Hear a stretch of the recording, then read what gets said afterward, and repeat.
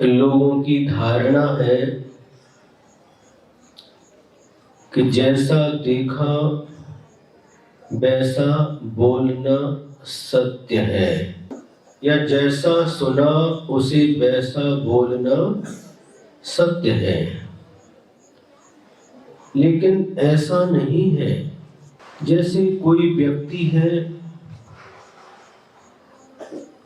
और उसको दिखाई नहीं देता,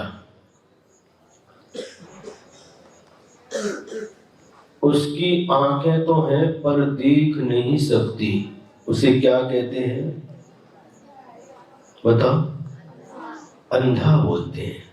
ये सत्य है, उसकी दोनों आंखें नहीं है, उसे दिखाई नहीं देता, उसे अंधा कहते हैं। लेकिन अंधे व्यक्ति से यदि हम अंधा कहेंगे तो उसे अच्छा लगेगा?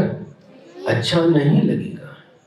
इसलिए ये सत्य है कि उसके पास आंखें नहीं है, वह अंधा है, लेकिन फिर भी अंधे से अंधा कहना ये सत्य नहीं है। जिसके पास एक पैर नहीं है उसे क्या कहते हैं? लंगड़ा। लेकिन लंगड़े व्यक्ति, वह लंगड़ा है, उसको एक पैर नहीं है, यह सत्य है। लेकिन यह सत्य कहना, लंगड़े को लंगड़ा कहना, उसे अच्छा लगेगा? नहीं लगेगा। तो यह सत्य होते हुए भी सत्य नहीं है। उसी प्रकार से पंगु व्यक्ति को पंगु कहना, पंगु समझते जिसका एक हाथ नहीं होता, ये सब बातें सत्य होते हुए भी सत्य की कोटि में नहीं आती। ध्यान से सुनिए, आपको नया लग रहा होगा क्योंकि आपने पहले ऐसा सुन रखा है कि जो जैसा है, जैसा देखा, जैसा सुना वैसा बोलना ये सत्य है। इसलिए आपको यह बात अलग लग रही होगी, लेकिन सत्य यही है। ऐसा सत्य जिसके बोलने के बाद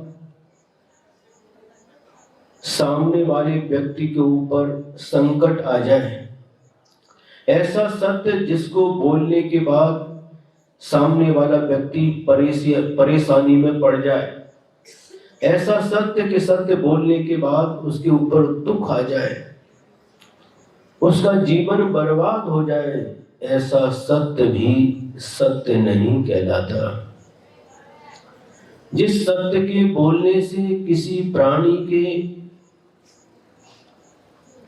मन को धक्का लगता हो, जिस सत्य के बोलने से किसी व्यक्ति के मन में पीड़ा होती हो, ऐसा सत्य सत्य नहीं कहलाता।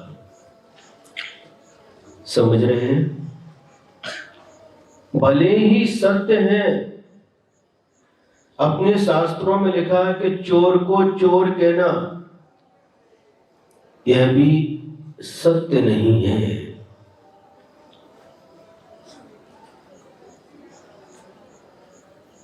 बात बहुत समझने लायक है। एक उदाहरण से समझेंगे। सभी बच्चे एकदम स्ट्रेट बैठेंगे और पूरा ध्यान इकडे तिकडे बघायचं नाही, इकडे लक्ष द्या। एक मुनि महाराज है और एक स्थान पर एक पेड़ के नीचे एक शिलातल पर खड़े हुए हैं और एक हिरण दौड़ रहा है और दौड़ करके वहां पर एक रास्ते पर चला गया। जहां मुनि महाराज खड़े थे उधर 3-4 रास्ते थे, एक रास्ते पर चला गया। मुनि महाराज ने देख लिया और थोड़े ही देर के बाद एक शिकारी आया, धनुष बाण लिए हुए है।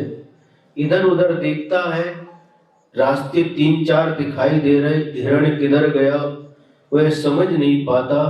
और मुनि महाराज से पूछता है, क्या पूछता है? महाराज जी, क्या इधर से कोई हिरण गया है? मुनि महाराज समझ जाते हैं यह धनुष बाण को लिए हुए है, ये निश्चित रूप से उस हिरण का शिकार करना चाहता है। अब क्या करें? तुरंत उनके मन में एक युक्ति आती है, तुरंत अपनी पीछे से जमीन को परिमार्जन करके बैठ जाते हैं तुरंत, और कहते हैं जब से मैं यहाँ बैठा हूं तब से इधर कोई हिरण नहीं आया।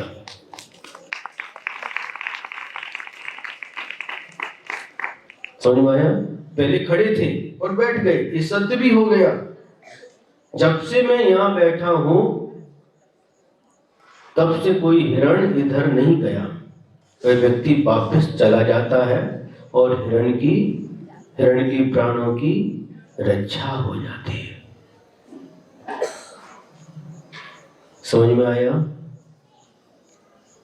सत्य भी बोलना है तो सोच समझ करके एकदम जीभ निकाली और बोल दिया। किसी के प्राणों को क्षति पहुंच सकती है, ऐसा सत्य भी नहीं बोलना चाहिए। अब मुनि महाराज का देखिए कितना ज्ञान, कितनी युक्ति। अब क्या करें? सत्य भी बोलना है और हिरण के प्राणों की रक्षा भी करना है। तो खड़े थे, जब हिरण गए उस समय खड़े थे, वो बैठ गए। कहते जब से मैं यहाँ बैठा हूं तब से कोई हिरण इधर नहीं आया। सत्य भी हो गया और शिकारी वापस चला गया, हिरण के प्राणों की रक्षा हो गई।